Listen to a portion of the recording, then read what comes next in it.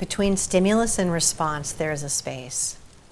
In that space is our power to choose our response. And in our response lies our growth and our freedom. Viktor Frankl. Think of something as common as stress. We've all experienced stress. The most common response to stress that I've experienced and I've seen it working with people is blame. I have stress. Well, that's because this person, it's that person, it's our political situation, it's our government, it's my diet, it's my exercise or lack thereof, it's my relationship with my parent, it's my whatever. And instead of blaming our stress on something external, Frankl suggests that our stress response is actually a choice. And we're making a repetitive choice over and over again that informs our physiology, informs our body to be in stress mode.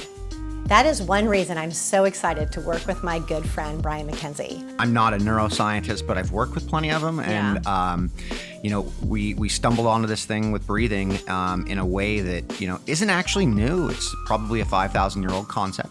Brian is a human performance guru. He's a coach, he's an expert, and he's done an incredible amount of study on breath work, the physiology, the biomechanics, the state that people are in. We've got a funky way of thinking that nature is this thing that's out in wilderness and with wild animals.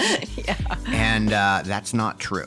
We are as much a part of nature as nature is a part of us, right? And so stress and adaptation are those two major principles of nature. We've taken this kind of choice idea out of the equation, and we've just said, oh, there's stress or there's stimulus, and then there's a response. And I'm just used to how that response is, whether I get angry or emotional about this situation, I go to my default on it. Right. And so when you challenge me or you challenge anybody in a situation or present a new idea on how to change that, it becomes this new construct of, oh, I've got to alter what I'm doing.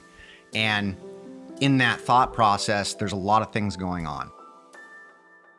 So for the past 6 weeks, I've been doing extremely intentional breath work using a regimen that Brian created to help me become more aware of my breathing, more aware of the way that my blood oxygenates and my CO2 levels, etc. Lots of science. I can't say that I understand it all, but what I do understand is the physiological response that I've had.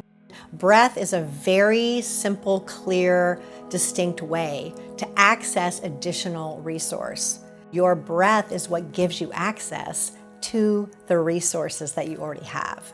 What we call this is the physiological intercept, because all chemistry is regulated through breathing in the body. And so when we regulate that through the breathing, or we control the breathing, we change what happens to the physiological response to the thinking that's going on in the brain.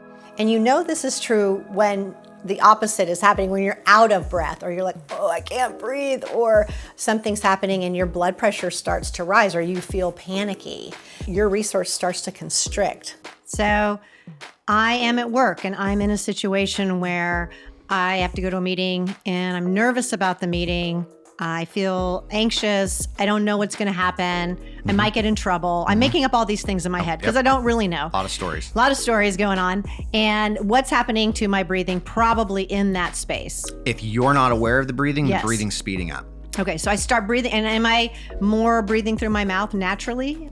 To some degree, yeah. A lot of people would be. Okay. Right. So you're breathing faster, more through your mouth. Okay. And then that's telling your body what? Prepare for survival. Okay. Run. Okay. Right. And so what are your survival tactics? What are your habits? What's your favorite one, right? Yeah. What do you feel best with? Yes. You know, what do you like default to? So we're looking at fight, flight, freeze, or appease. Yep. You got it. Creativity does not happen in a survival situation. You're reacting to things, right? Boom, boom, boom, The problem is most of the times our lives aren't being threatened, yet our response is as if they are. When I nasal breathe, I'm actually inducing more of a parasympathetic response. Okay. Rest, digest, recover, creativity. I think creativity is the big part there that people don't realize, but that's where the creative moment is. If we just have that space, there's a pause. And instead of going on our automatic response, what are we automatically going to do, feel, think, blurt, whatever it is? Space gives us the ability to consider, to listen to ourselves, even what we're saying in our head, and to look at other responses, other choices, in addition to the one we might automatically have. This is key in navigating any type of relationship, your own leadership, your relationship with yourself. And this is the piece where adaptability happens. This is the window that allows you to be adaptable. I hope you've enjoyed this video. I hope it's been resourceful for you. If it has, give us a like, subscribe to the YouTube channel, come to our workshop on April 3rd. Brian and I are very excited about commingling our brilliance into this one specific area, which is applicable in every single aspect of life: stress optimization.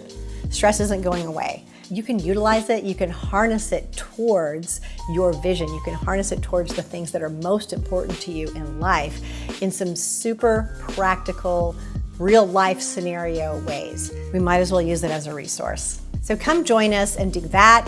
You can download the State app. It's a free app and it's amazing. Just start there at least. Start paying attention and noticing and seeing what a difference it makes.